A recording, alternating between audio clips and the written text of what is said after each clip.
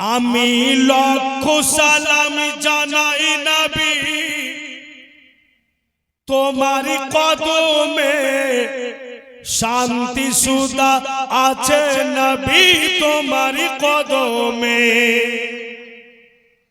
আমি লক্ষ সালাম জানাই নবী তোমার কদমে, শান্তি সুধা আছে নবী তোমার কদমে।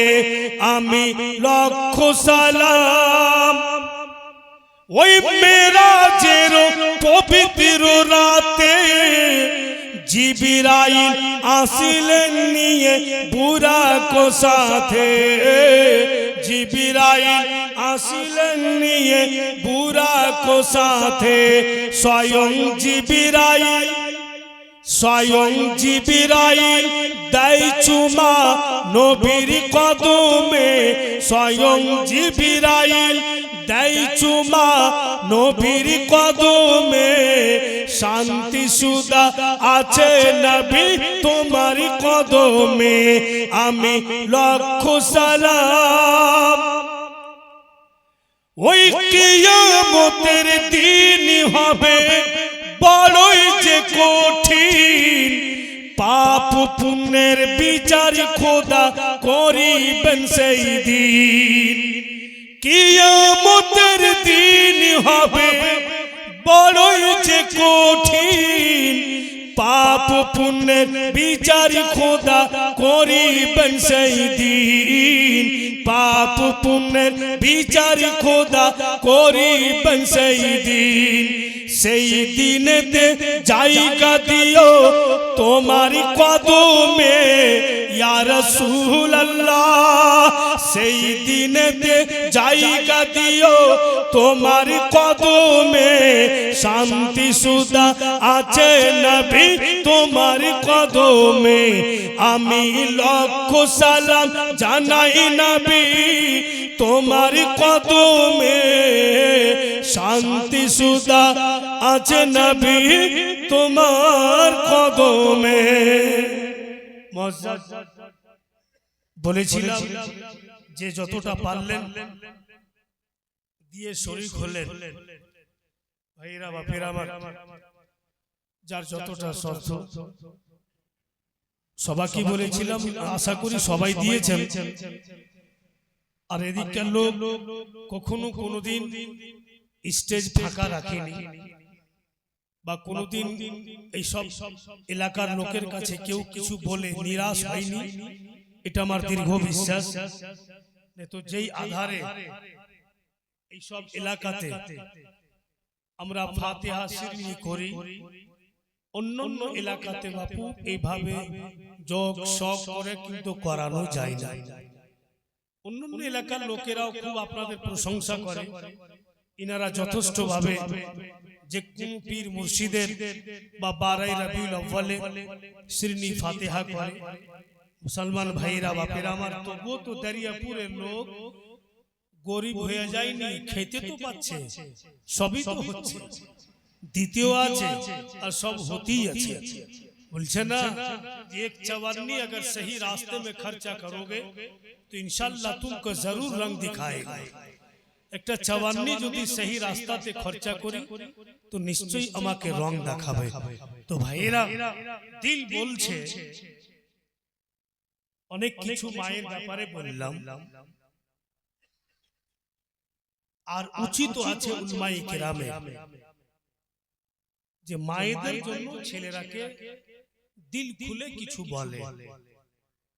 কারণ যে মা বাপ এমন একটা প্রপার্টি, এমন একটা সম্পদ, জিন্দেগি ভর ইহসানের বদলা আদায় করতে পারবো না, এত দামি। যার যে কথা কুরআনে এসেছে, তো জওয়ান ছেলেরা ভেবে দেখেছো যে বাপ মা কত দামি?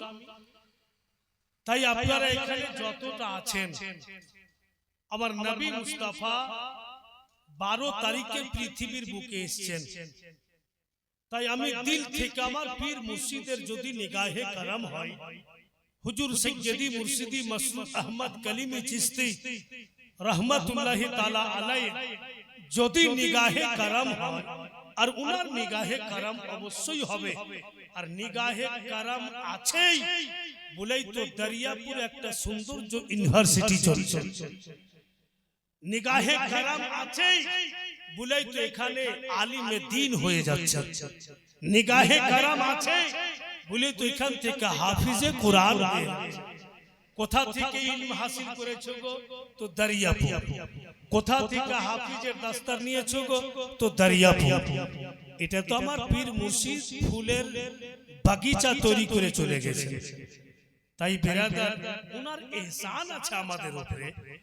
একটা কোন দিওয়ানা আছে গো যে হুজুর সৈয়দি মুর্শিদি মাসরুর আহমদ কালিমি চিশতি কে হুজুর আপনি আমাদের ইলমের জাখিরা দিয়ে গেছেন, আমরা এতে লাভ উঠাচ্ছি, আমরা ঈমান বাঁচাচ্ছি, আজকে হুজুরের নামে এই সভাতে আমি 500 টাকা দিব, এমন কোন পীর কিবলার দিওয়ানা এই সভাতে আছে যে 500 টাকা হুজুর সৈয়দি মুর্শিদি মাসরুর আহমদ কালিমি চিশতি রহমাতুল্লাহি তাআলা আলাইহির নামে আজকে দিয়ে উনি প্রমাণ করবেন যে দরিয়াপুর সরজমিনে আপনি ইলমে দ্বীনের জাখিরা আমাদের দিয়ে গেছেন, জাতি থেকে পুরা এলাকা আমরা লাভবান হচ্ছি।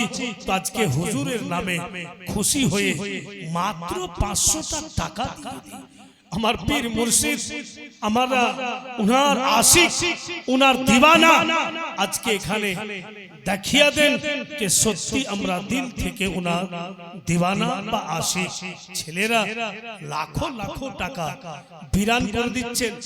আমি 12টা ছেলের কাছে প্রস্তাব রেখেছি, ইনশাআল্লাহ নিশ্চয়ই পূর্ণ হবে। 500 করে টাকা।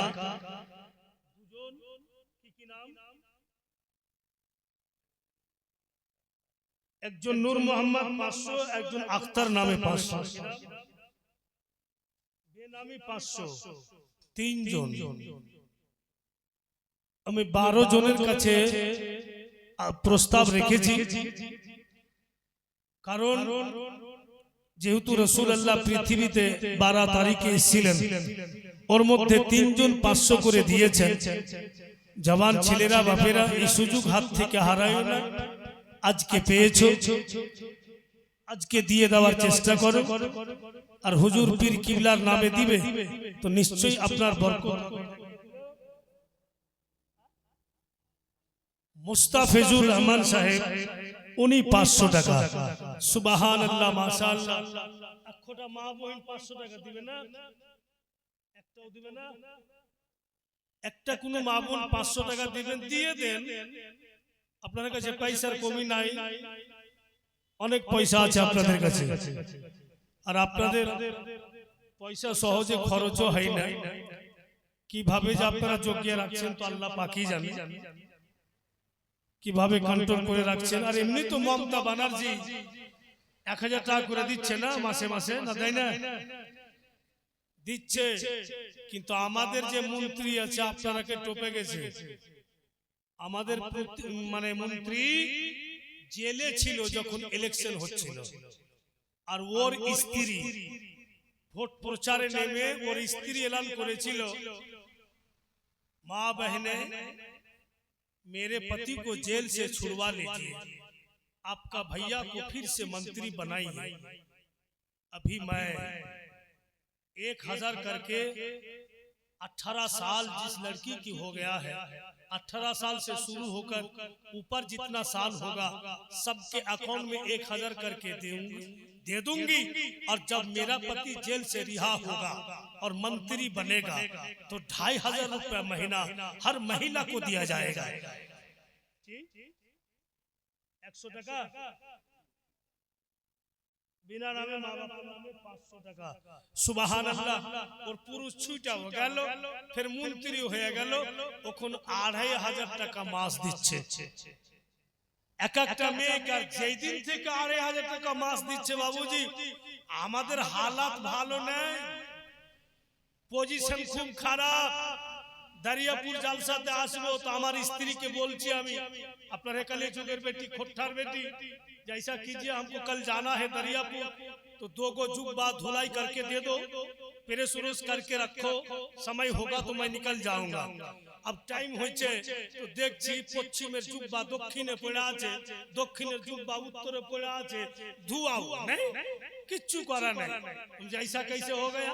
मैं तो बोला था साफ करके रखोगी, इस तरह करोगी ना तो खाना उना नहीं देंगे। बोले डर किसको दिखाते हैं आप, मत दीजिए, 2500 महीना तो मिलता है। माने गरम देखे ना, अरे 1000 টাকা মাস তো পাচ্ছি, খাইতে দেন মানা দেন। और के मुख भाई बंद है, ये चाय पे कोई लाभ नहीं, ফুসলাই কাম নিতে হবে। আমাদের মন্ত্রী আমাদের ঝামেলাই লেগে দিয়েছে, এখন আর কোনো কইরা মানে গরম করে কোনো কথা বলা যায় না। তো যাই হোক বিরাদর, যারা দেননি নিশ্চয়ই দিবেন। একবার সবাই দানিগণের নামে দোয়া করে নেন, আল্লাহুম্মা আমিন। আই আল্লাহ পাক পরওয়ারদিগারে আলম খালিকে কায়নাত মওলা, তুমি অন্তর্যামী, তোমার কাছে কোনো জিনিসের কমি নেই খোদা। তোমার যত বান্দা বান্দি আজকে শিরনিতে শামিল হওয়ার জন্য মুক্ত হস্তে দিল খুলে যতদূর পেরেছেন দিয়েছেন, যারা জীবিত মায়ের নামে দিয়েছেন আল্লাহ তুমি তাদের মাকে সুস্থ রাখো, ভালো রাখো। जिनाদের মা নেই, কবর জগতে চলে গেছেন, মাওলা তুমি ওদের মাকে জান্নাতুল ফিরদাউস আতা করো, এবং যারা অসুস্থ রয়েছেন তারাকে শিফায়ে কুল্লি আতা করো। আমার ভাইয়েরা বাপেরাও দিয়েছেন, মা বোনেরাও অনেকই টাকা দিয়েছেন, কয়েকজন 500 করে দিলেন, কে কত দিয়েছে আল্লাহ তুমি সবই জানো। প্রত্যেকের দান আকা মওলার সাদকাতে, আমার পীর মুর্শিদের ওসিলাতে দান এবং দোয়া আল্লাহ তুমি কবুল করো। আমিন ইয়া রাব্বাল আলামিন। লা ইলাহা ইল্লাল্লাহ মুহাম্মাদুর রাসূলুল্লাহ সাল্লাল্লাহু আলাইহি ওয়াসাল্লাম। দুরূদ শরীফ সুনান আল্লাহুম্মা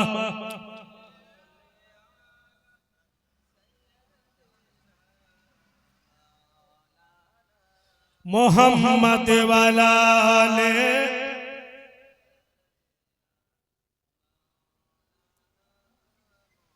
सल्लल्लाहु ताला अलैहि वसल्लम। तो की बुझलेन नबी पाकेर थूक मुबारक बीमारीर दावा,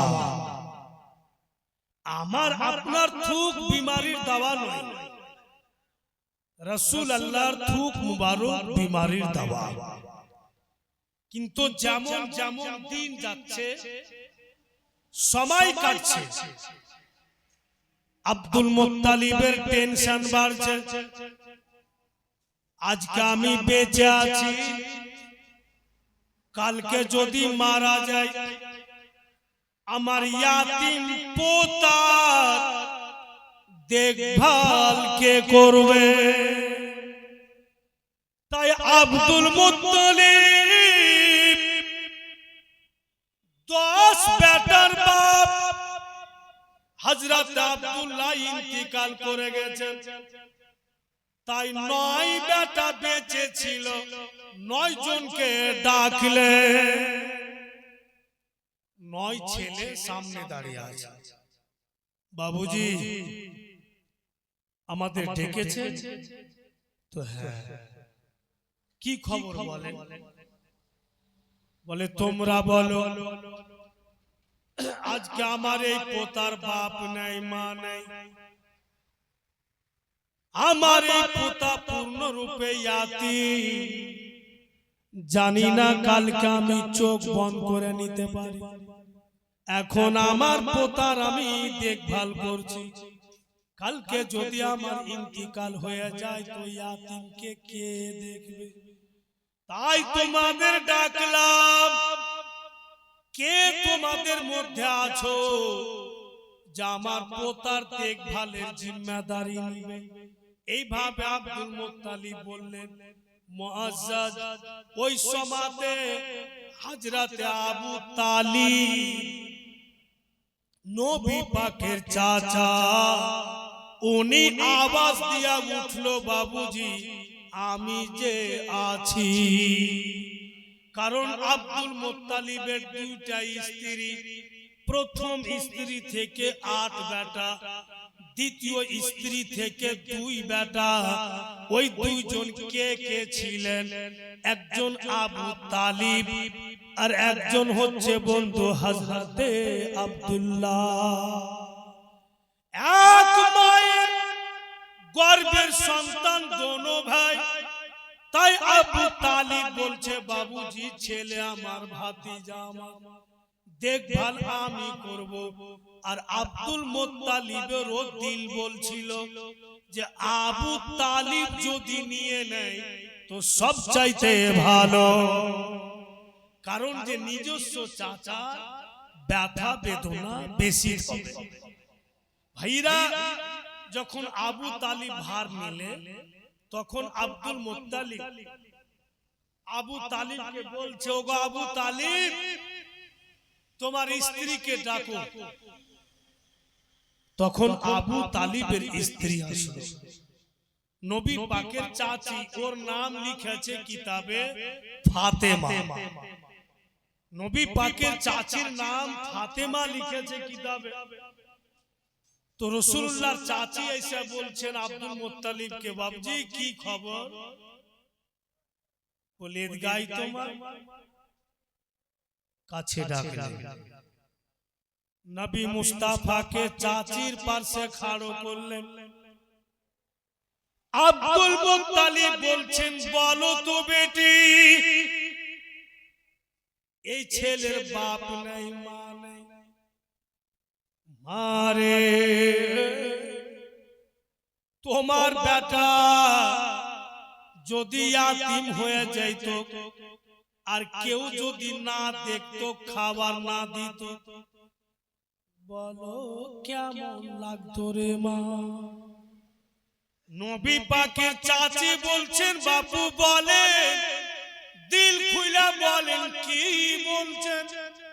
বলে মা এই ইয়াতিমকে তোমার হাতে তুলে দিলাম, এর বাবা মা কেউ নাই, আজকে তোমার জিম্মাতে রাখলাম। এমন কোন কাজ তুমি করিও না বেটি, এমন কোন ব্যথা দেওয়া মতো কাজ করিও না যে ইয়াতিমের মা বলে মনে হয়। নবী পাকের চাচি আব্দুল মুত্তালিবের সামনে নবী পাককে জড়িয়ে বুকে চাপলেন আর কথা দিচ্ছেন, বাবুজি একটুকু অনুভব করতে দিব না যে ছেলের মানা, একটুকু বুঝতে দিব না যে তার মা নাই, আমি যথেষ্ট সেবা করব। এবার বেরাদার আব্দুল মুত্তালিব শান্তি পেয়ে গেল। তখন বন্ধু নবী পাকের বয়স লিখছে কিতাবে 8 বছর, আর আব্দুল মুত্তালিবের বয়স লিখছে কিতাবে 120 বছর। 120 বছর বাঁচলেন নবী পাকের দাদা, 120 বছর বেঁচে ইন্তিকাল হল। 8 বছরের নবী পাককে চাচা আর চাচির হাতে তুলে अब চাচা চাচি দেখভাল করছে। হঠাৎ বাপু একদিন নবী মুস্তাফা দেখছেন উনার চাচাকে উটের পিঠের উপরে বাপু সামান বাঁধছে, আর অন্যান্য লোক উটের সামান বেঁধে উটের পিঠের উপরে বেঁধে বেঁধে আর আবু তালিবের কাছে আসছে, মানে এক জায়গাতে জমা হচ্ছে। আর রাসূল আল্লাহ কিন্তু দেখছেন, একদম পুরা কাফেলা তৈরি হয়ে গেল। দয়ার নবী নবী মুস্তাফা বলছেন, চাচা যান, এত লোক আপনার কাছে আসছে উট নিয়ে, আর উটের উপরে সামান বাঁধা আছে, আপনিও উটের উপরে সামান বাঁধছেন, বলুন তো চাচা যান কোথায় যাবে? আবু তালিব নবী পাককে বলছেন, বাপুরে বাড়তে যদি পয়সা থাকি বেটা, রোজগার যদি না করি, তো পরিবার কি কইরা চলবে? পরিবারকে চালাতে পারবো না। পরিবারের বিশাল একটা খরচ, তাই রোজগার করতে হবে, ইনকাম করতে হবে। তাই কাফেলা তৈরি হইলো, সামানগুলো উটের উপরে বাঁধলাম, মুলকে শাম যাব, আর সামান বিক্রি করে যা কিছু মুনাফা হবে নিয়ে বাড়ি আসবো। নবী মুস্তাফা সাল্লাল্লাহু আলাইহি সাল্লাম বলেন, চাচা যান মক্কা নগর থেকে মুলকে শাম হেঁটে হেঁটে যাবেন তো 3 মাস যাইতে লাগবে। বলে হ্যাঁ। ফির হেঁটে আসবেন তো 3 মাস হেঁটে আসতে লাগবে। বলে অবশ্যই। তো রাসূলুল্লাহ বলছেন যে যাওয়া আসা 6 মাস। চাচা কার কাছে রাইখা যাবেন আমাকে? কে আমার দেখভাল করবে? আপনি ছাড়া আমার কে আছে বলুন? আমি 6 মাস কার কাছে থাকব? আব্দুল মুত্তালিব কি বলে? আবু তালিব কথাটা ভাবলেন, ঠিকই তো বলছে ছেলে, আমাকে 3 মাস যেতে লাগবে, 3 মাস আসতে লাগবে, 6 মাস কার কাছে থাকবে? তখন আবু তালিব বলছে নিজের স্ত্রীকে, এক কাজ করো গো, ছেলেকে জামা কাপড় পরিয়ে দাও আর এক্সট্রা জামা ব্যাগে ভরে দাও। তো নবী পাকের চাচি বলছেন কেন?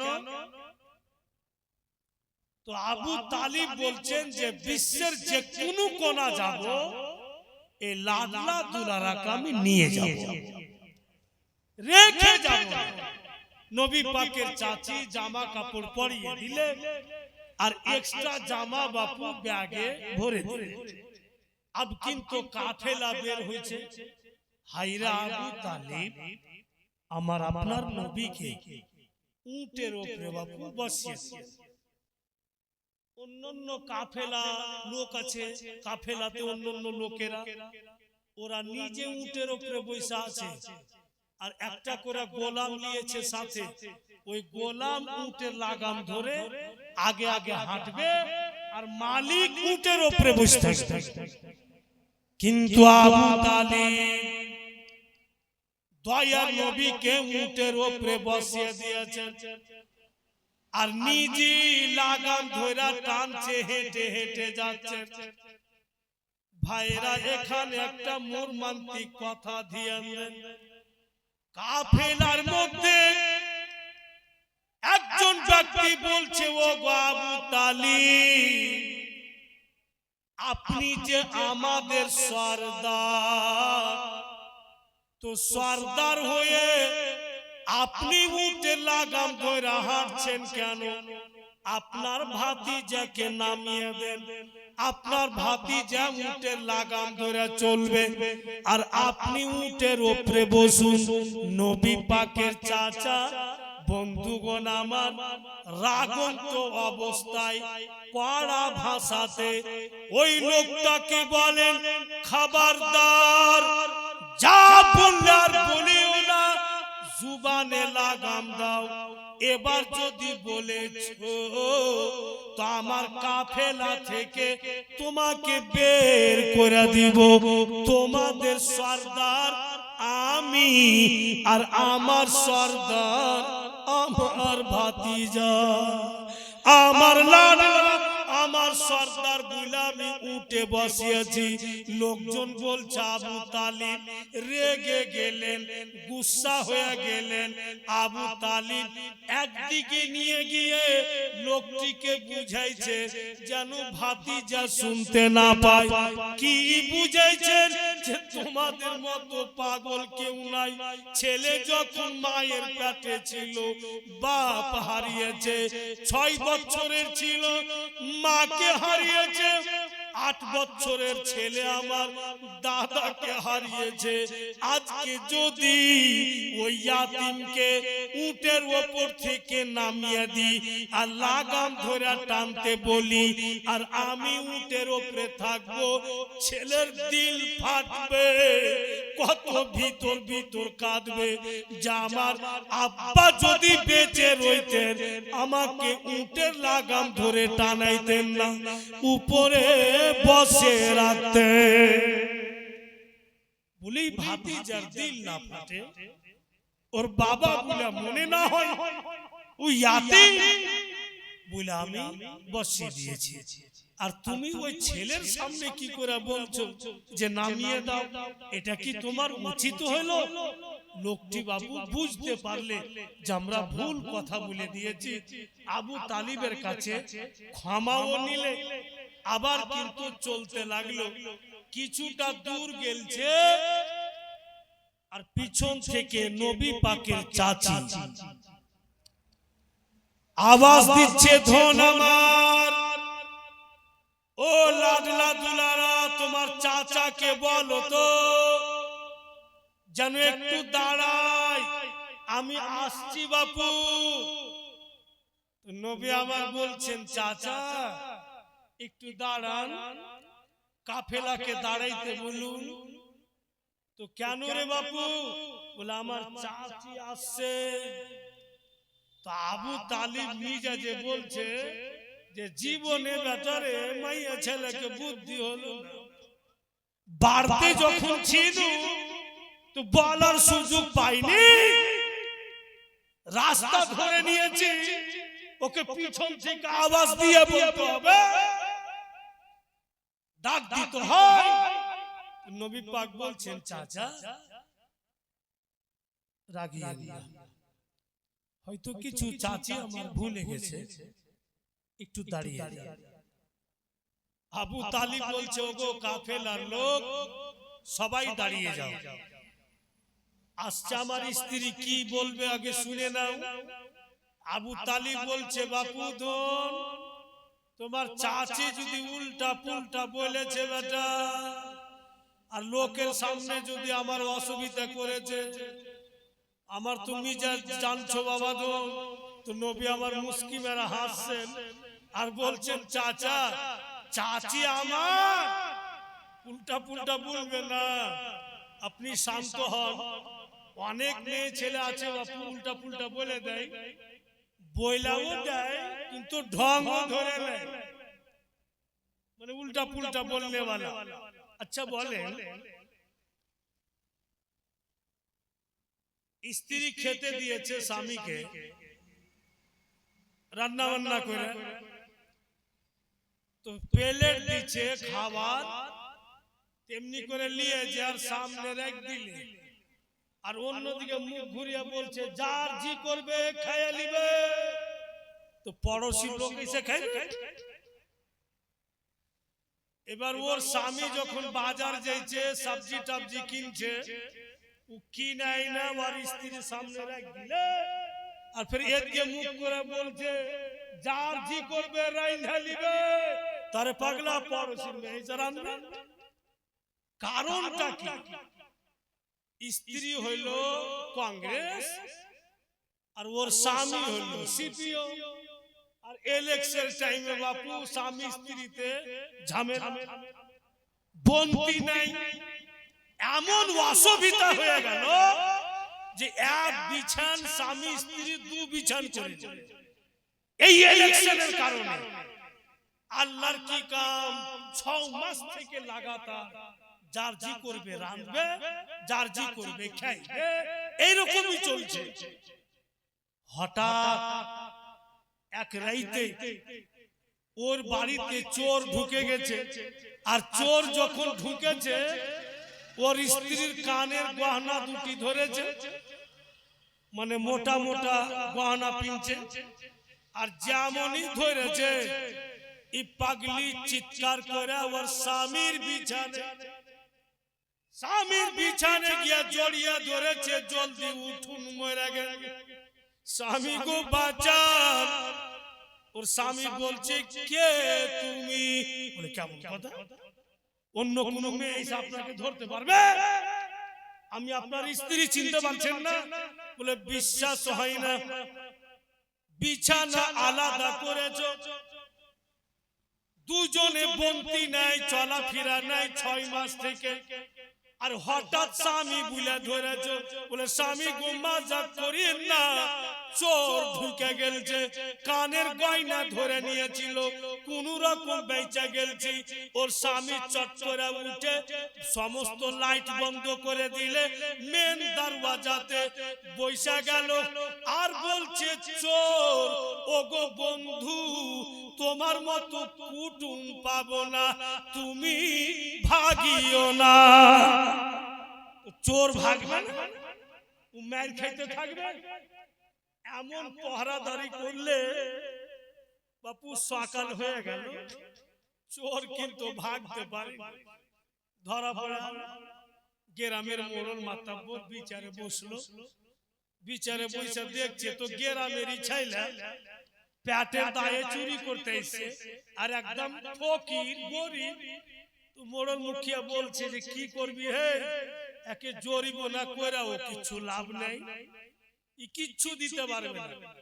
এক কাম কর, একে থুক ফেলিয়া আর লোকের সামনে 100 বার চাটা, আর ওকে ছেড়িয়ে দে। আর এবার যদি চুরি করেছে তো দেশ থেকে আমাদের এলাকা থেকে বের করে দেব। এটা সাজা দিলে, কিচ্ছু তো নাই তো কি করবে? মুআজ্জাজ ওটি সাজা দিয়ে দিলে, দিয়া বলছে যাব তুমি যাও। তো যখন চোর যাইছে তো যার বাড়ি ঢুকেছে ও বলছে বন্ধু যাইও না। যাব না মানে? বিচার করতে বলছে কেন? বলে আমার একটা কাম আছে, যাই দিব না। বলে তোমার চোখের সামনে থুপ চাটাইলাম, ওকে বন করা হলো, তোমাকে বিশ্বাস হয় না, যাই দিবে না? বলে না। কি করবে? তো মারো, মারবা তো? বলে মারতে তো চাইনি। বলে মারবা না, ও যাই তো দিবে না। আর মানে? বলে কাম আছে। কি কাম? ঘরের ভিতর গেল, স্পেশাল লাট্টু লুঙ্গি নতুন নিয়ে আসলো, একটি গেঞ্জি নিয়ে আসলো, লম্বা দেখে গামছা আনলে, আর চোরকে বলছে বন্ধু তুমি লুঙ্গি পরে নাও, গেঞ্জিটা পরে নাও, গামছা ঘাড়ে দিয়া দাও, খুশি খুশি বাড়ি যাও।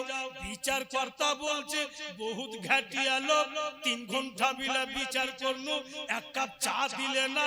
ফের চোরকে লাট্টু লুঙ্গি, চোরকে গামছা, ই কোন লোকের লোক, ই কোন হিসাব? লোকটা বলছে ভারতবর্ষে এরকম কুটুম ধুইরা পাবো না, 6 মাস থেকে স্বামী স্ত্রীর বন্তি ছিল না। ই বন্ধু চুরি করতে যদি না আসতো, স্বামী বুইলা ধরতক না। 6 মাসে ঝগড়া একই রাইতে মিটিয়া দিলে এইরকম কুটুম পাবো না। তাই লাট্টু লুঙ্গি দিচ্ছি, গাঞ্জি দিচ্ছি। চোর বাবু মনে মনে তসবি গুনছে, আল্লাহ খুঁজা রাখবো কার বাড়ি স্বামী স্ত্রীর দ্বন্দ্ব, মার পড়বে পড়বে, এমনি সন্ধ্যা বসে থাকবো, কিচ্ছু তো পাবো। সত্যি কথা, 6 মাসের ঝগড়া একটি রাত্রে মিটিয়ে দিলে চোর, এরকম কুটুম কাহাবে? তো মুআজ্জাজ যদি একটা ইলেকশনকে মুদ্দা করে স্বামী স্ত্রী এরকম বিবাদ হতে পারে, আবু তালিব বলছে মেয়ে মানুষ তো তোমার চাচি, উল্টা পুল্টা যদি বলে দেয় তো লোকের সমাজের সামনে আমার মান সম্মান চলে যাবে, আমি সহ্য করতে পারবো না। তো নবী আমার বলছেন আমার চাচি সেই রকম নয়, আস্তে तमाम কাফেলা লোক দাঁড়িয়ে আছে। হায়রে দয়ার নবীর চাচি নিজের স্বামীর কাছে গেল না, ভাতিজা যে উটের উপরে বসে আছে, চাচি গিয়ে বলছে ধন তোমার হাতটা ঝুঁকাও। নবী মুস্তাফা রহমতের হাত ঝুঁকালেন। চাচি একটা টিফিন বাটি দিচ্ছে, লাডলা এটি শুকনো খাবার বানিয়েছিলাম তোমার জন্য, আমি ভুলে গেছিলাম বেটা, তাই পিছন থেকে আওয়াজ দিলাম। এর মধ্যে শুকনো খাবার আছে, যবে তোমার জি চাইবে বের করে খেয়ে নিও। নবী মুস্তাফা টিফিন বাটিটা নিলেন। হাইরা আবু তালিব নিজের স্ত্রীর দিকে দেখাচ্ছে, तमाम কাফেলা লোক দেখছে। আবু তালিবের দোনো চোখ দিয়ে হা হা করে পানি ঝরছে। আল্লাহ তুমি আমার স্ত্রীকে সহি জ্ঞান দিয়েছো। চাচিকে নবী পাক বলেন, ও চাচি যান, টিফিন বাটি পেয়ে গেলাম, খাবারও পেয়ে গেলাম, আব তো আপনি খুশি। বলছেন নবী পাকের চাচি একটু আর দাঁড়াও। নবী মুস্তাফা চাচির দিকে দেখছেন, হাই রে মা, বন্ধু নিজের কাপড়ের আঁচল খুলছে। আঁচল খুলে কিছু টাকা বের করে নবী মুস্তাফাকে দিচ্ছেন। লাডলা দুলারা, এই টাকা তোমার মায়ের, তুমি পকেটে রাখো। তোমাকে জন্মদিনই কিন্তু মানুষ তো করছি বেটা। আমি জানি তোমার কিচ্ছু দরকার যদি পড়ে, তোমার চাচার কাছে তুমি পয়সা নিতে পারবে না। আমি যে মা, মায়েরা ছেলেদের চেহারা বাবু পড়ে নিতে পারে। তোমার মায়ের টাকা তোমার পকেটে। তো নবী পাক চাচির দিকে দেখছেন, হাতটা বাড়াইতে একটু লেট হয়েছে। চট করে চাচি বলছে, তুমি কি আমাকে মা মানো না? আর যেমনই বলেছে রাসূলুল্লাহ হাত বাড়িয়ে দিয়েছে। আর যদি লেট করি তো আমার চাচির দিল ভেঙে যাবে। ওই পয়সাটা রাসূলুল্লাহ পকেটে রাখলেন। হায়রে আবু তালিব নিজের স্ত্রীকে বলছে, তুমি আমার মাথা গর্বে উঁচা করে দিলে, তুমি আমার সম্মান বাড়িয়ে দিলে। যারই বাড়তে তোমার মতো স্ত্রী জীবন সাথী থাকবে, ওর পরিবারে কখনো অবনতি হবে না, উন্নতি হবে। বলেই তো বাংলা ভাষাতে বলছে যে রমণী গুণে দৌলত জমে, আর রমণী ওয়াগুনে দৌলত কমে যায়, বরবাদ হয়ে যায়। আর রমণী যদি সুন্দর থাকে, ওর ব্যবহার ভালো থাকে, তো বাপু ফকির লোক দৌলত ওয়ালা। মুআজ্জাজ ভাইরা বলি, জীবন সাথী যারা ভালো পেয়েছে ওদের সত্যি কিসমত লাকি। ভাইরা নবী মুস্তাফার সঙ্গে এরকম ব্যবহার করে। উনার চাচি আর মা জন্মদোক বা নাই, যখন মা নিজের মায়ের রুল আদা করতে লাগবে, ও মাকে কেউ পারবে না। বলেই আমাকে আমার মা বলছে যে বেটা तुम तो उम्रा हज कर चुके हो, माने 2009 साले हमारे साथ जाके हम लोग को हज भी कराई हो 2 मर्तबा, तू बेटा हज कर ले। अभी माँ के देखा हंसती तो माँ बोलছে, क्या बात है हंसते हो? बोले हज अभी क्यों करेंगे, आप तो बाहयात है, आप तो है मेरे सामने। जितना बार आपको मोहब्बत की नजर में देखेंगे, हज उम्रा जो मकबूल है उसका सवाब खुदा मेरे अमल नमल में लिख देगा। तो अपना के जयबार मोहब्बते देखबो, हज मकबूलेर सवाब আল্লাহ আমার আমল নামাতে লিখবে। মা আপনি তো আমার চোখের সামনে আছেন, যখন দিল চাইবে আপনাকে মোহব্বতে দেখব আর সওয়াব আমি পেতে থাকব। মুআজ্জাজ কেন সওয়াব হবে না উনাদের মোহব্বতে দেখার? বলছে একটি ওয়ার্ডে কে বাবা আমার কাবারি চাদর, মা জননী মদিনা। বাবা আমার কাবারি চাদর, মা জননী মদিনা। মায়ের অন্তরে আঘাত দিলে হজ কবুল যে হবে না। বাবা আমার কাবারি চাদর, মা জননী মদিনা। ছেলে মেয়ের দুঃখে মা হয় দুঃখী, ছেলে মেয়ের সুখে মা হয় সুখী। হায় রে মা তুমি এমনই মা, তোমার কদম তলে রয়েছে, তোমার কদম তলে রয়েছে জান্নাতে ঠিকানা। বাবা আমার কাবারি চাদর মা জননী মদিনা। থকে গেলেন কি? বুঝতে পারছি সব ঘুমাইছেন।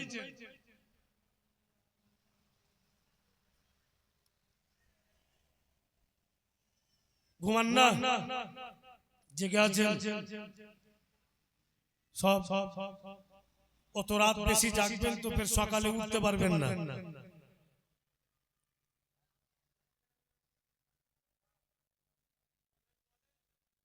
বলবো? হ্যাঁ ঠিক বলেছেন।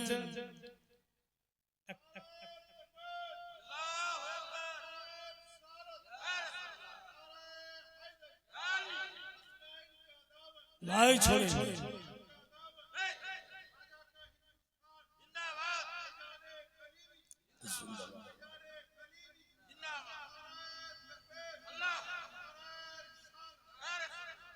দেখেন তো, মানে বক্তার হৌসলা আফজাই করার এই একটা তরিকা।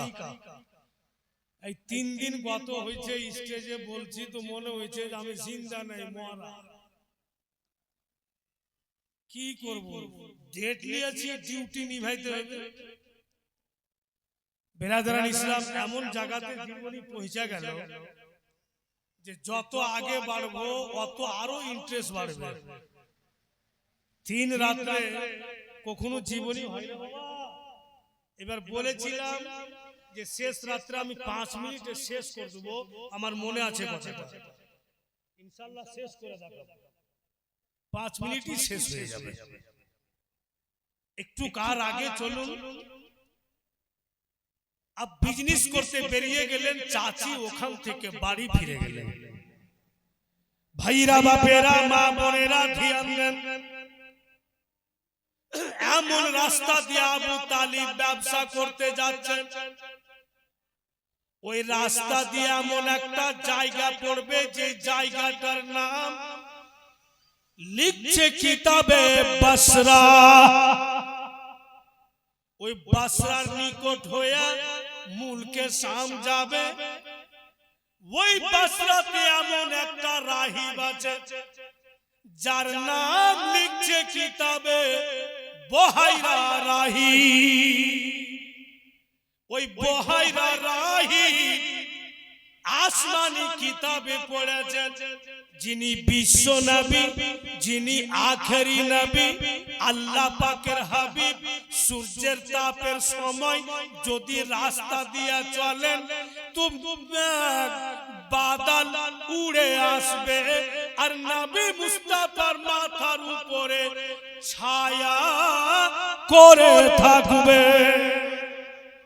ওই বহাইরা নজর করে দেখছে একটি কাফেলা চলে আসছে।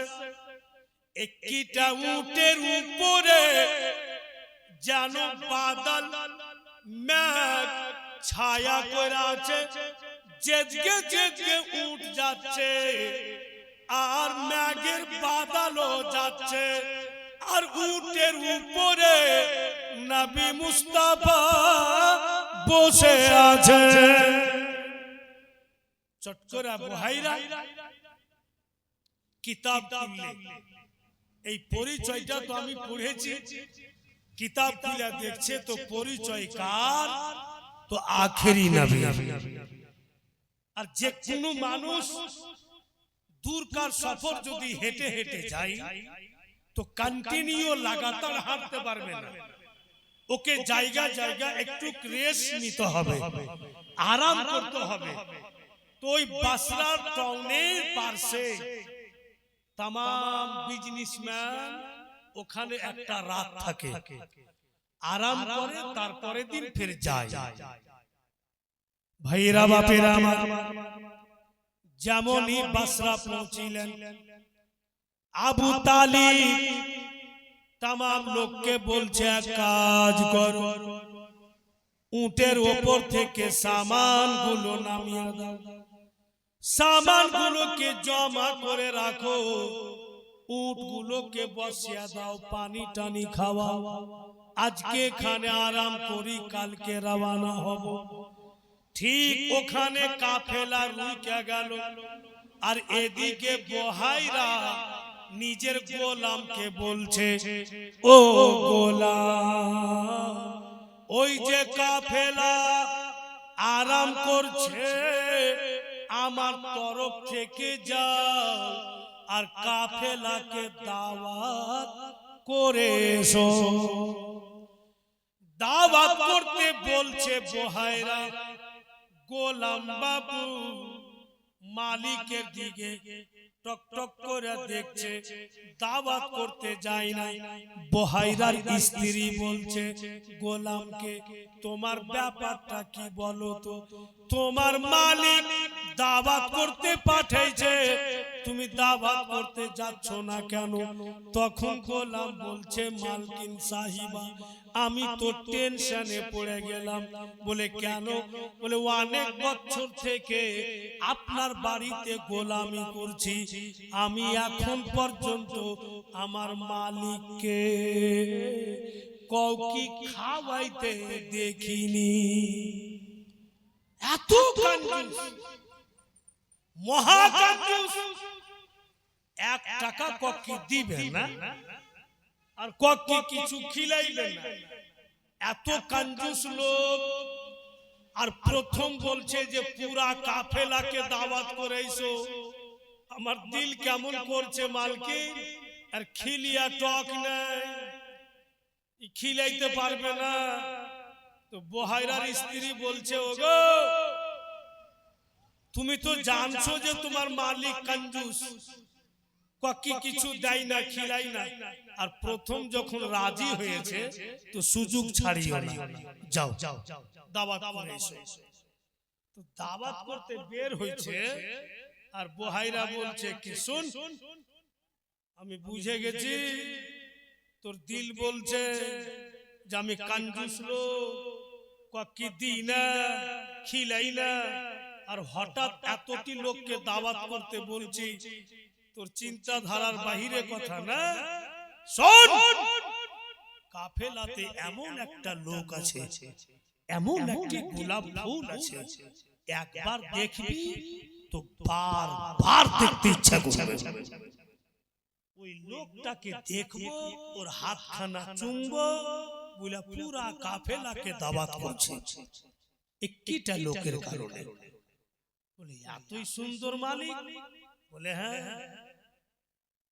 উনাকে দেখার পর তুমি নিজকে ভুলে যাবে, কিন্তু ওনার চেহারা ভোলা যাবে না। গোলাম বলছে ঠিক আছে মালিক, তাই হবে। গোলাম গিয়ে বলছে কাফেলার সরদারকে, আবু তালিব হাত খাড়ো করছে, আমি। বলে আপনারা সকল লোককে আমার মালিক বুহাইরা রাহি দিল থেকে দাওয়াত করলেন। আবু তালিব দাওয়াত কবুল করলেন, ঠিক আছে যাও তুমি ইন্তজাম করো, আমি আসছি। গোলাম চলে গেল। আব দেখেন বাপু, ফেয়ার কুণ্ঠে লাগছে, ঝামেলা কোন জায়গাতে সৃষ্টি হচ্ছে।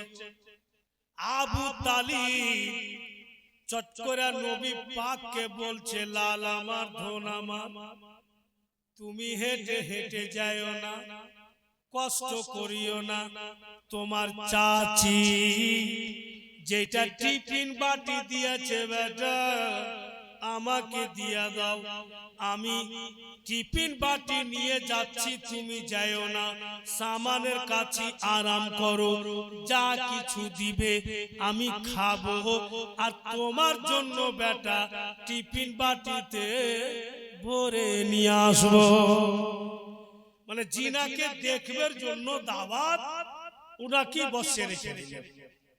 अब तो झमेला লেগে গেল রাহিব বৈশা আছে চেয়ারে আর সব মেহমান ভিতরে ঢুকছে আর গোলাম দাঁড়িয়ে আছে আর রাহিব খালি মাথা ঝুলাইছেন না এটা ও লোক নয় फिर आरेकजन गेल फिर आरेकजन गेल एमनी करते करते बापू टोटाल लोक भितरे चले गेल किन्तु आमार आपनार नबी नजरे आसलो ना राहिबेर मन खूब खराब जिनार जन्य दावा आज के उनाकी पेलाम ना हाय हाय हाय जीवने एत लोकके खिलाइनी आमी लागছে बरबाद হয়ে আমার লাগছে ঘোটালা হয়ে যাবে আর লোক বাপু সব লাইন দিয়ে বসে গেলছে গোলাম বলছে মালিক মেহমান বসে গেলছে খাইতে দিব বহাইরা চালাই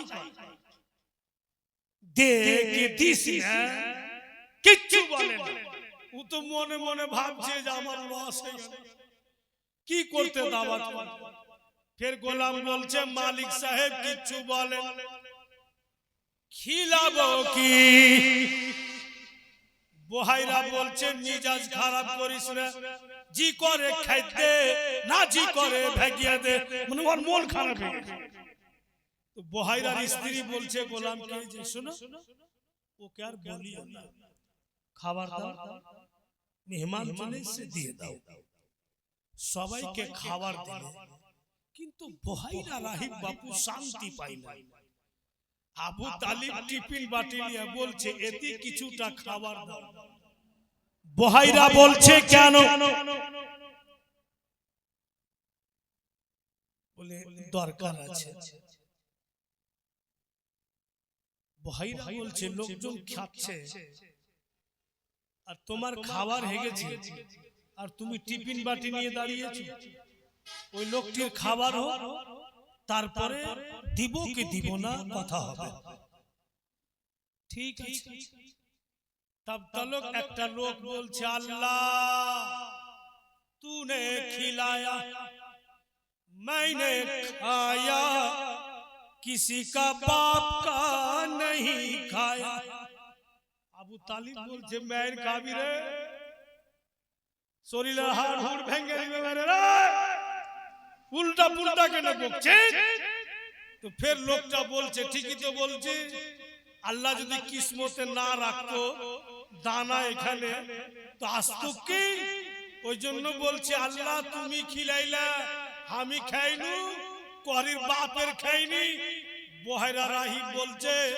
বদবদ কইরা বকিস না তোর গলাতে হাত ভরা বাইর করব বাড়ি আমার দাওয়াত করেছি আমি আর আমাকে শুনিয়া বলছি যে কোহারি বাপের খাইনি আবু তালিব বলছে ছেড়ে দেন আর দিমাগি সান্তলান আর দিমাগি যেটা বুদ্ধির লন পরশু ফাইটা গেছে ঠিক নাই উল্টা পুল্টা বকছে বেরাদার মুআজ্জাজ রাহিব তো ক্ষান্ত হলো এবার বলছে যে টিফিন বাটি কি করবেন বলেন তো বলতে যে এইজন্য টিফিন বাটি নিলাম যে আমার একজন লাডলা দুলারা আছে ছেলেকে আমি আসতে দিই এই জন্য আসতে দিই ছেলে আমার বড় নাজুক আমাকে দিয়ে দেন আমি নিয়ে যাব बोहाइरा রাহিব বলছেন যে ডাকা হোক আমি সবাইকে দাওয়াত করেছি ওই ছেলেকে ডাকা হোক ঠিক নবী পাককে ডাকা হলো যেমনই দয়ার নবী মুস্তাফা बोहाइरा রাহিবের সামনে এসে बोहाइरा রাহিব কুরসি ছেড়ে দাঁড়িয়ে বলছে হুজুর আপনার চলতে এত লোককে দাওয়াত করেছি আপনি যদি না থাকতেন কাফেলায় তো দাওয়াত করতাম না বলছে बोहाइरा আবু তালিবকে আপনার লোকজনকে পাঠিয়ে দেন আপনার ভাতিজাকে আমি খাওয়াবো बोहाइरा রাহিব নিজের হাতে খাওয়ালেন আর বলছেন আবু তালিব গো আমাকে 10 মিনিট সময় দাও, আপনার ভাতিজাকে একটু নির্জনে নিয়ে যাব। নির্জনে নিয়ে যাব, ঘরের ভিতরে নিয়ে যাবার পরে আমি 2-4টি কথা বলবো, তারপরে আপনাকে দিয়ে দিব। আবু তালিব বলে কখনো না, যা বলবে আমার সামনে বলো, আকাই যেতে দিব না। নবী আমার বলছেন চাচা ওর যখন আরমান আছে আমাকে যেতেই দেন, কিচ্ছু ক্ষতি হবে না। বহাইরা আমার আপনার নবীকে ঘরের ভিতর নিয়ে গেল, একটা উঁচু জায়গাতে বসিয়া দিলে, মুখে কিচ্ছু বলে না বহাইরা আমার আপনার নবীর চতুর্দিকে ঘুরে। যখন ঘুরতে লাগলো, নবী দো জাহা রাহমাতাল লিল আলামিন, নবী গুণের সরদার খতমুল মুরসালিন, উনি বলছেন বহাইরা তুমি কত ঘুরবে, আর ঘুরিও না, এসো নিকটে। তুমি কেন ঘুরছো বলো বা না বলো, আমি বুঝতে পারছি। এসো, তোমার যা মনের আশা পুরা করো। নবী মুস্তাফা কামিজটাকে উপরে উঠাইতে লাগলেন। কেন ঘুরছিল, কেন নবী পাক কামিজকে উপরে উঠাইছেন? বহাইরা রাহিব ওই কিতাবে পড়েছে, আসমানি কিতাবে জাবুর শরীফে, যিনি বিশ্ব নবী আখেরি নবী, উনার দুই শানার মাঝখানে পিঠের উপরে মোহরে নবুয়ত থাকবে, যে একবার চুমে নিবে ওর জন্য জাহান্নামের আগুন হারাম। ওই মোহরে নবুয়তকে চুমার জন্য চতুর্দিকে ঘুরছিল। মোহরে নবুয়তকে চুমলে এবার বহাইরা রাহিব আকা মাওলাকে যখন বিদায় দিবেন, তো বলছেন হুজুর একবার একটা কথা বলেন না। কি কথা রাহিব বল? কি বাস একবার আপনার পবিত্র জুবানে বলে দেন যে বহাইরা আপনার হয়ে গেল। ইয়া রাসূলুল্লাহ আমি জানি, কিতাবে পড়েছি, আপনি যখন 40 বছরে যাবেন, নবুয়ত প্রচার করবেন, কালমা প্রচার করবেন। ইয়া রাসূলুল্লাহ আমি যদি আপনার 40 বছর পর্যন্ত বেঁচে থাকি, আমিও কালমা পড়ব, ইসলামে শামিল হব। আর যদি আপনার কালমা প্রচারের পূর্বেই আমার ইন্তিকাল হয়ে যায়, আমি যদি মারা যাই, হুজুর গো আমাকে ভুলে যায়েন না, কাল কিয়ামতের মাঠে আপনি আপনার উম্মতের সঙ্গে বহাইরাকে শামিল করে নিয়ে। নবী আমার বলছেন তাই তুমি ঘাবড়াও না। আকা একবার বলুন আমি আপনার হয়ে গেলাম। আমার আপনার নবী হালকা তাবাসসুম মুস্কি মেরে হেসে বলছেন कि तुम मेरे हो, তুমি আমার। আর যখনই বলেছেন তুমি আমার, চটচরা বহাইরা নবী মুস্তাফার হাত ধরে চটচট করে চুমছেন। আর কি বলছে ওই কথাগুলো একই ছন্দে বলেছে कि दुनिया में गरे तूने अपना बनाया है, दुनिया में गरे तूने अपना बनाया है, महशर में भी कह देना, महशर में भी कह देना, ये है मेरा दीवाना, बेखुद किए देते हैं अंदाज है जापाना आ दिल मैं तुझे रख लूं। अब बोहाइरा राही नबी মুস্তাফাকে বিদায় করছেন আর বলছেন ও গো আবু তালিব আগে আর যায়েন না।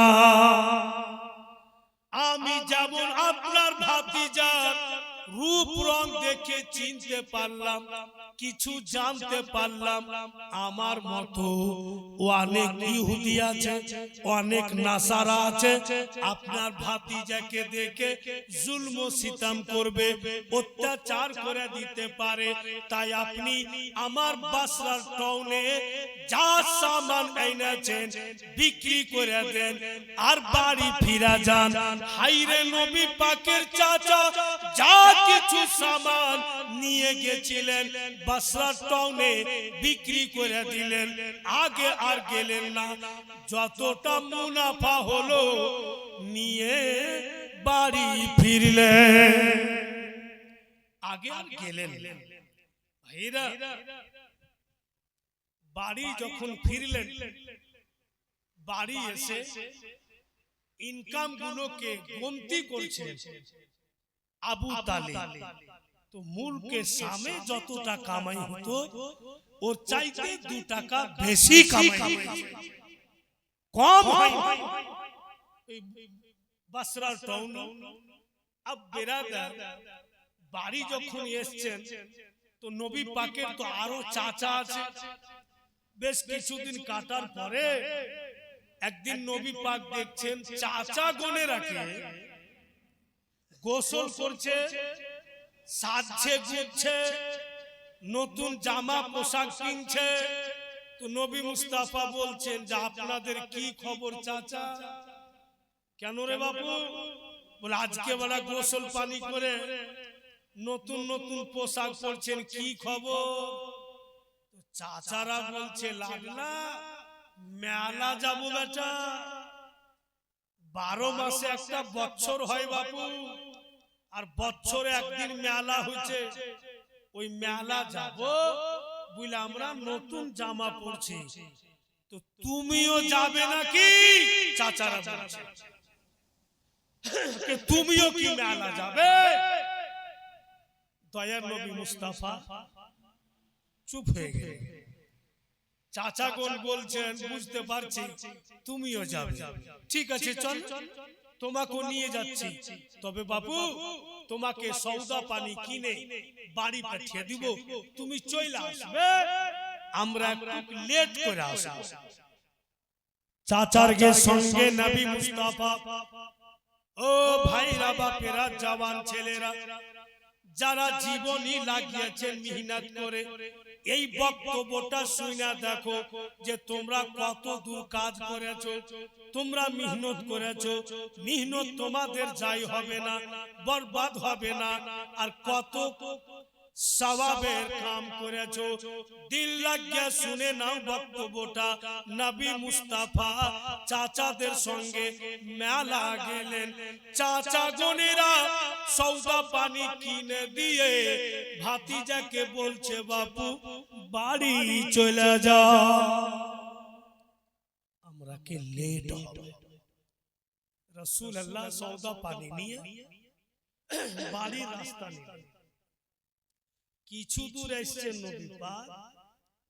রাসূলুল্লাহ দেখছেন যে একটা বুড়া আটটি দাঁত আছে, আটটি নেই, দৌড় ছাড় চলে আসছে। তো নবী আমার দেখা বলছেন বাবুজি দাঁড়ান। বলে সময় নাই বেটা, বলে একটু দাঁড়ান না।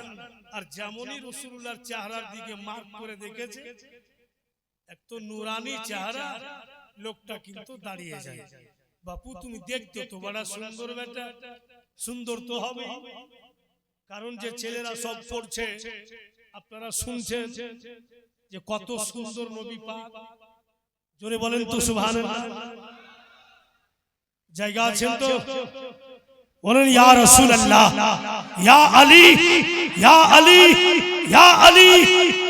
আজকাল গোটা রাত চলবে, লক্ষণ ওরকমই লাগছে।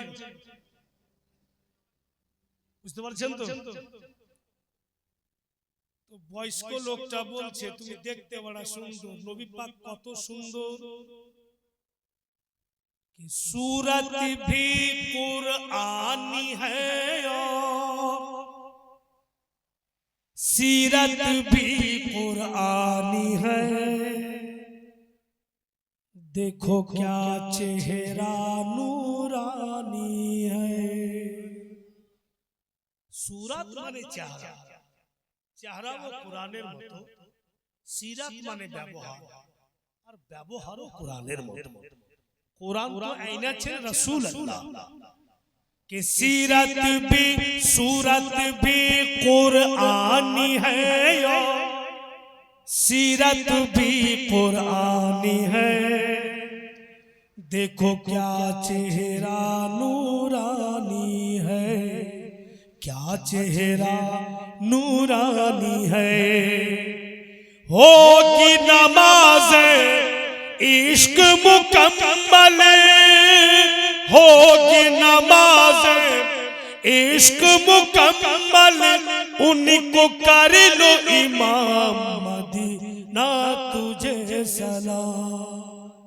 नूर का सागर नूर की महक, नूर का सागर नूर की महक, नूर का छलका जाम मदीना तुझे सलाम। বৃদ্ধ লোকটা বলছে বাপু আমার কি বলছো বেটা? বলে আপনি বৃদ্ধ মানুষ, এত স্পিরিটে কোথায় দৌড়িয়ে যাচ্ছেন? বলে বাপু তুমি জানো না মেলা হয়েছে বেটা, ওই মেলা যাচ্ছি, তুমি কান লাগিয়ে শুনো, আওয়াজ পাবে। ঠিক নবী পাক শুনছেন তো তাবলা ডুবকির আওয়াজ। বলে যেখানে তাবলা ডুবকি বাজছে ওখানে যাচ্ছ? বলে হ্যাঁ। কি আছে ওখানে? বলে সুন্দরী রূপসী মেয়েরাকে নাচাইছে, আর যে যেমন টাকা দিবে ওকে সেই রূপ নাচন দেখাবে। এ মা বোনেরা, তোমাদের ইজ্জত নবী মুস্তাফা কি করে রক্ষা করেছেন দেখো। আকা মাওলা কি করে তোমাদের সম্মান দিয়েছে, পজিশন বাড়িয়েছে। जिनार जीवनी सुनतेছেন उनी তোমাদের সম্মান কত সুন্দর করে বাঁচা। দয়ার নবী বলছেন ওই বৃদ্ধ লোককে, ও বাবুজি একটি কথা বলবেন কি? যেই মেয়েরা নাচন দেখাইছে আপনারই বেটি বা বোন থাকতো, বলুন তো কেমন লাগতো? আপনারই বেটি বা বোন লোকের সামনে নাচতো আর গোটা দুনিয়ার লোক দেখতো, তো আপনাকে কেমন লাগতো? মা বোন তো ইজ্জতের জিনিস, মা বোনেরা পর্দার জিনিস, ওদের বেপরদেগি কেন করেন? এই জঘন্য মেলা বন্ধ কেন করছেন না? বৃদ্ধ তখন বলছে, লাডলা দুলারা তুমি দেখতে যত সুন্দর বেটা, তোমার কথা অতই সুন্দর, কিন্তু কি করব মেলার কমিটি বড় শক্ত, আমি যদি বলতে যাই আমার পিঠের চাম থাকবে না, সম্ভব নেই বেটা, যাকলেই বন্ধ করে দে। তো নবী পাক বলছেন তবে এক কাজ করেন, আপনি আমার সাথ দেন, আমি আপনার সাথ দিচ্ছি, আমরা দুইজন হইলাম। বৃদ্ধ লোকটা বলছে আমি সাথ দিলাম। ফের নবী পাক একজনকে আর ডাকলেন, নিজের দলে করলেন, আর একজনকে ডাকলেন, নিজের দলে করলেন। এমনি করতে করতে আমার আপনার নবী এক দুই করে 40 জনকে জমা আজকাল ছেলেরা ক্লাব গঠন করছে, এই নতুন কথা না। প্রথম ইসলামিক ক্লাব গঠন করেছেন নবী মুস্তাফা নিজের জামানাতে। বলাই যেটা ক্লাব বাপু, ওটাকে বড় কাপ দিয়ে আমরা ক্লাব বলি, ছোট কাপ দিয়ে না। বড় কাপ দিয়ে মানে ক্লাব ওকে বলে যেখানে দিলের আলোচনা, কলব মানে হচ্ছে দিল। আর ওই ক্লাব যখন তৈরি হবে অতি ইসলামের সেবা হবে। অতি ভাইরা বন্ধু বোনেরা আমার, এক কথাই নেকির কাজ হবে, গরিব দুঃখীর সেবা হবে, ইসলামিক প্রতিষ্ঠান হবে। ওই ক্লাব থেকে তৈরি হবে। প্রথম নবী মুস্তাফাই তৈরি করেছেন। 40 জন তৈরি হলো। এবার আমার আপনার নবী বলছেন চলো 40 জন মেলা 40 জায়গাতে দাঁড়াবে। আর প্রথম আমি বইলা উঠব, এই জঘন্য মেলা চলবে না।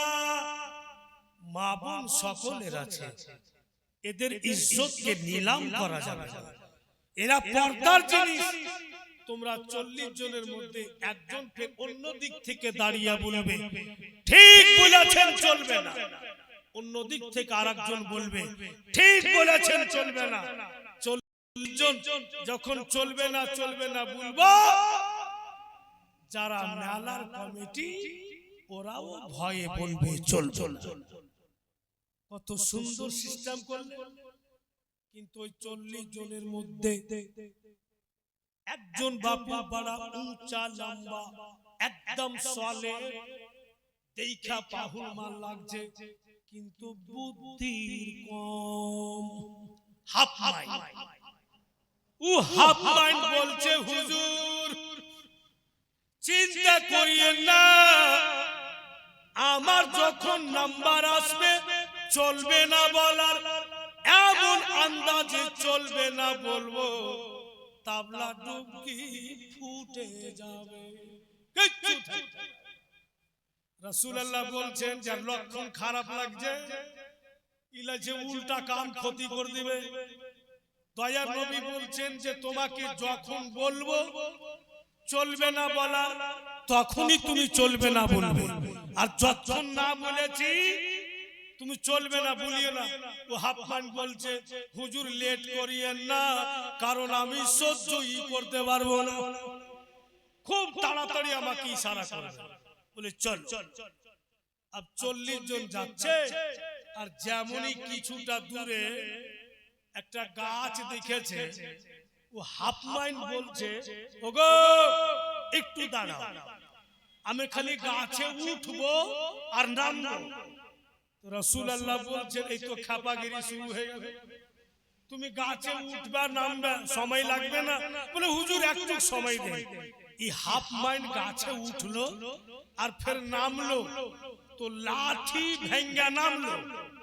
তো বলছে লাঠি কি করবে? বলে হুজুর লাতের ভূত বাতে মানে না, ওখানে যদি কথা না শুনে আর লাঠি চালাইতে হয়, তো আমি কোথায় লাঠি খুঁজে বানাবো? বলে হাতিয়ার বাইধাই কাম তামাম করা। ও হাফ মাইন্ড বাপু ঘাড়ে লাঠি লেলে আর দম দম করে আগে চলেছে। নবী পাক বলছেন ওকে পিছে কর। ওর দিক দেখে মেলার কমিটি বাইরে চলে আসবে, ওকে টাইনা টাইনা পিছে আর ফের আগে চলে যাবে। মানে ওকে বরদাস্ত হয় না যে কবে পৌঁছিব আর মেলাকে ভাঙবো। মেলাতে 40 জন 40 জায়গাতে দাঁড়াইল, আর নবী পাকের চেহারার সামনে ও হাফ মাইন্ড দাঁড়িয়ে আছে।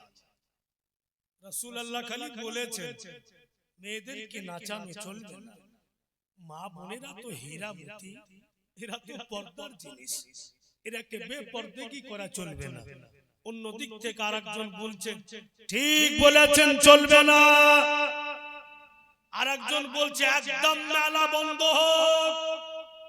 ও হাফ মাইন্ড নবী পাকের দিকে দেখছে আর বলছে আকা আমি বলবো কি, মানে নিজের কথা বলে। রাসূলুল্লাহ বলছেন দাঁড়া, ওর মন খুব খারাপ। 15-16 জনা চলবে না বলেছে। হাফ মাইল সহ্য না করতে পেরে লাঠি লিয়া ফিল্ডে নেমে গেল। আর তাবলা ডুবকিওয়ালাকে বলছে, বন্ধ করবি না ফুটাবো?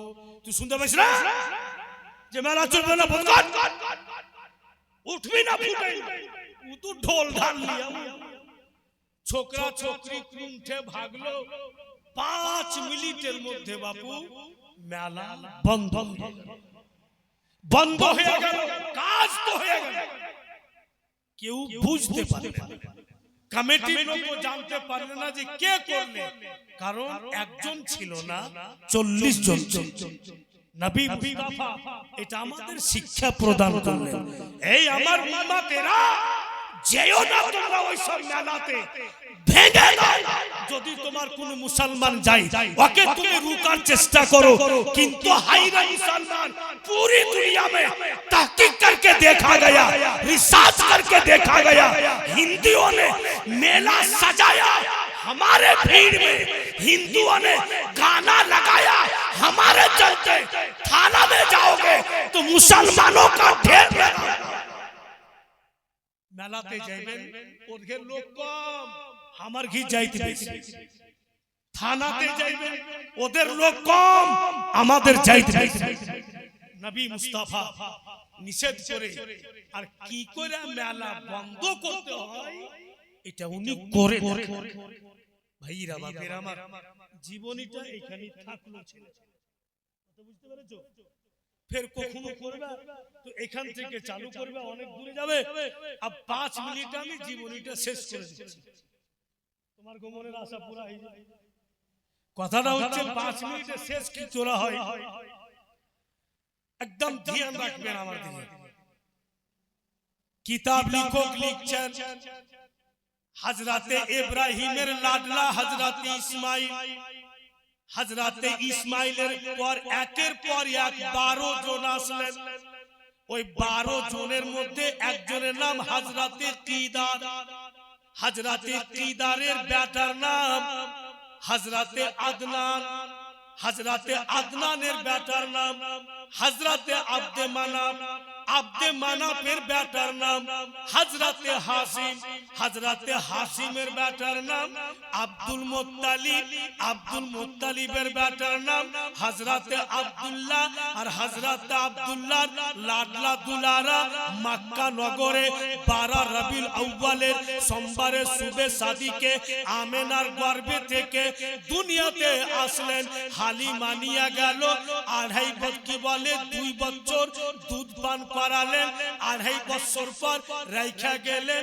যখন মায়ের গর্ভে ছিলেন, বাপের ইন্তিকাল 6 বছরের, মায়ের ইন্তিকাল 8 বছরের, দাদার ইন্তিকাল।